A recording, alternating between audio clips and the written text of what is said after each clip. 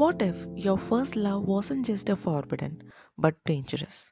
What if the girl next door didn't just change your life? She scattered it. The film set in the late 1950s in a small American town. The story followed David, a shy and innocent teenage boy living under the strict guidance of his religious aunt and her three sons. David's world is simple, predictable, and emotionally restrained.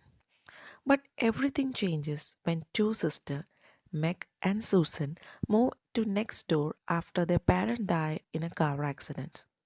From the moment David sees Meg, something awakens in him curiosity, attraction, and a deep emotional connection, as she is beautifully broken and different from anyone he has ever known, and she is about to enter hell.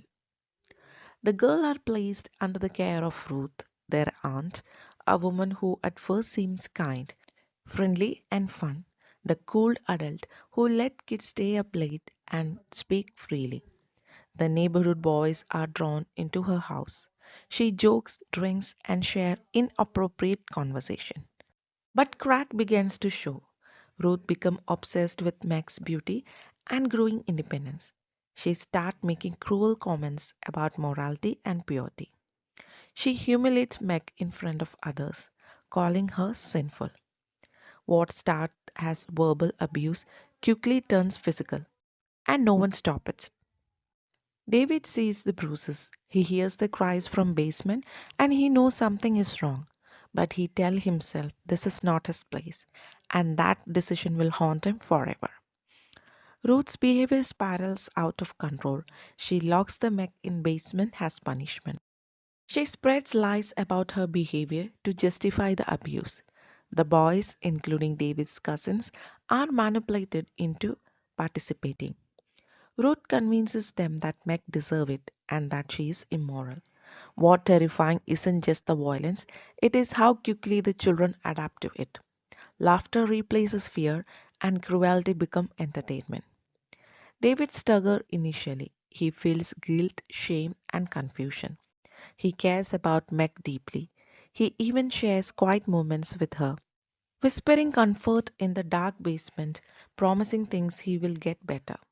But promise don't stop monsters. Meg's sufferings intensify. She is starved, beaten, burned, humiliated. The basement becomes a symbol of pure human cruelty. David tries to act of rebellion, sneaking food, defending her verbally, but every time Ruth threatens him, he retreats. Fear wins over courage, and Meg pays the price.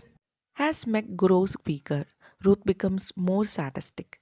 She pushes the kids further, demanding royalty and participation. David finally understands that staying silent makes him complicate. But the time he gathers the courage to act, Meg's body is failing. The abuse has gone too far. Her tragic death shocks the town when the truth surfaces. Ruth is arrested. The boys are cushioned, and the quiet neighborhood exposed for the horror it ignored. And the film is framed through the David's adult perspective. Years later, he still remembers that summer.